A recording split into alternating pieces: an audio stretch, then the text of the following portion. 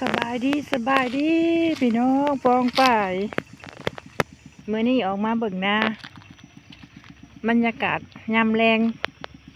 ท้องนาบ้านข่อ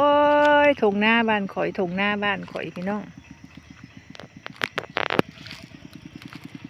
เราดูเห็ดนาปีเดือน6เดือน7ออกใหม่คำเนึงแล้วเด้อฟ้าฝนปีนี้ดีหลายตกก็ดูนาปีก็เห็ดนาแหล่งเห็ดนาแซงเวียนไปบนมามือนี่ก็เลยออกมาเบิ่งนาร้านไทยนาหวานสมัยก่อนนี่ดำเอาสมัยนี่หวาน พี่น้องเอ้ยบ่ได้ไทยคนไทยยังดอก โอ้ยไอเลิฟยูไทยแหละก็หวานเลยไทยแหละก็หวานแล้วไทยแบบนี้แหละก็หวานแล้วก็ขาดบัดขาดทับ โอ้ยไอเลิฟยู ไอเลิฟยูทงนาย่ำมือแรงบรรยากาศแจ่มใสดีฝนตกก็น้ำหงไห่นี่ยังบ่ทันได้ไถน้ำหงเนาะมาไถไห่นี่ไห่ใหญ่ไถกันลาวานโอ้ยฝนดีปีนี้นะได้เขาได้น้ำบ่บรรยากาศยามแรงทุ่งนาบ้านข่อยแดดจังแปงเลยเมื่อวานนี่แดดจังแปงวันที่เราขับมันละมันเอิ่มลงมาฝนทุ่งนาสวยงาม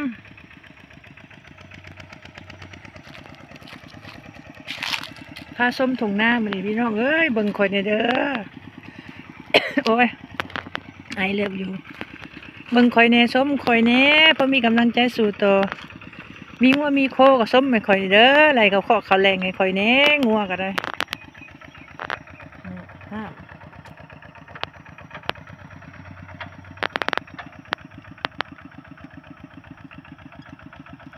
หน้าก็พูดสุดเสียงหูเสียงตาไปเลยกกตันเจียวเดียวอยู่ไปเลยสุดเสียงหูเสียงตาหน้าก็ได้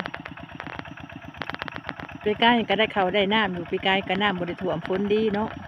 ปีนี้ก็บริถ่วมมีแค่นี้ขันน้ำไหลท่วมแล้วแถวนี้พี่น้องไว้นาคอยค่ะน้ำถ่วมน้ำแก่งเนาะดีนี่บริถ่วมใครเนี้ยสมหมักสมปรารถนาใครเนี้ยยังวะยังไทยยังแบบบูฮานเด้อพี่น้องบริปั่นไทยเอาอยู่นี่แหละไทยเลยก็ขาดไทยในบ้านเขาเลยก็ขาดยังโบฮมบูฮานอยู่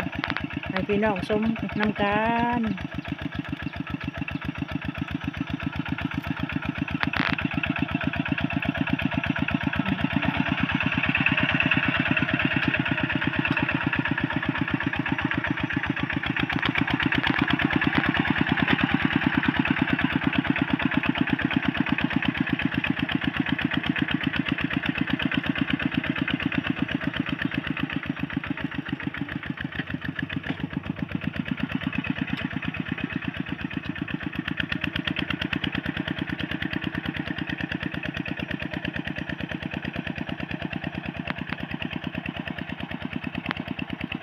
นาดินทราย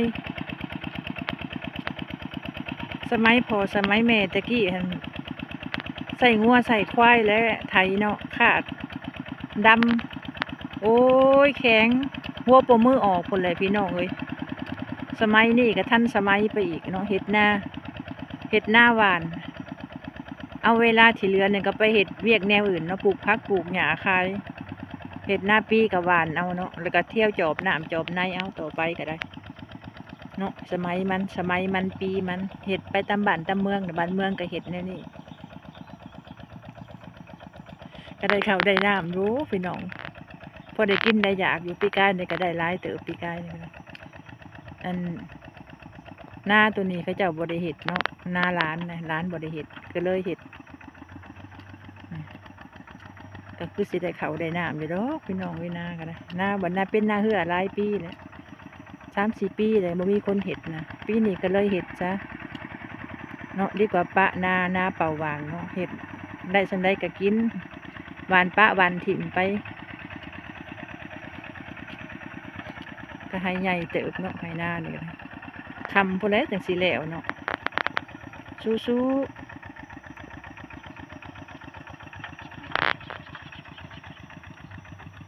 ส้มข่อยในเด้อพี่น้องเอ้ยส้มข่อยเน่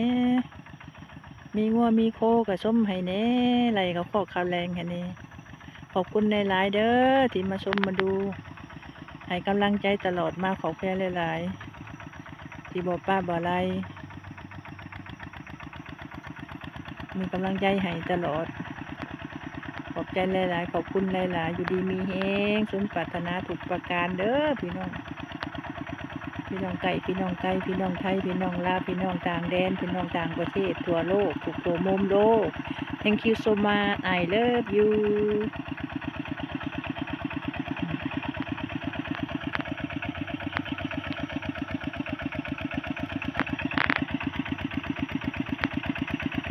ก็คือสิขำพอได้จังสิแล้วเนาะไทยไว้มื่นเศร้ามากกับบานเขาเลยก็คาด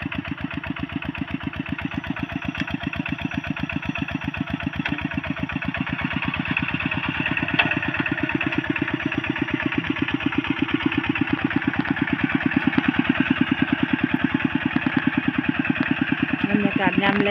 งก็พอประมาณนี้ละ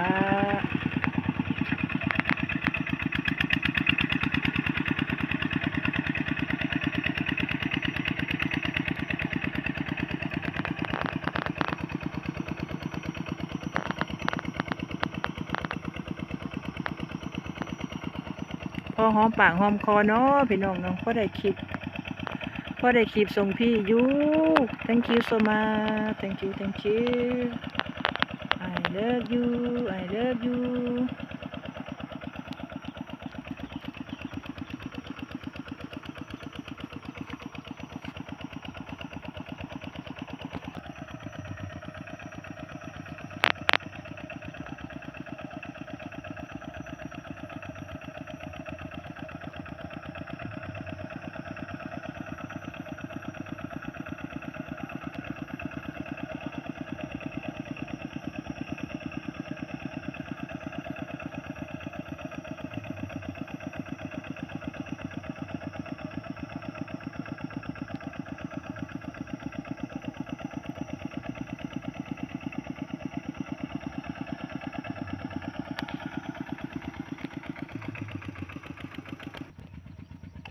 นอนสบายเลย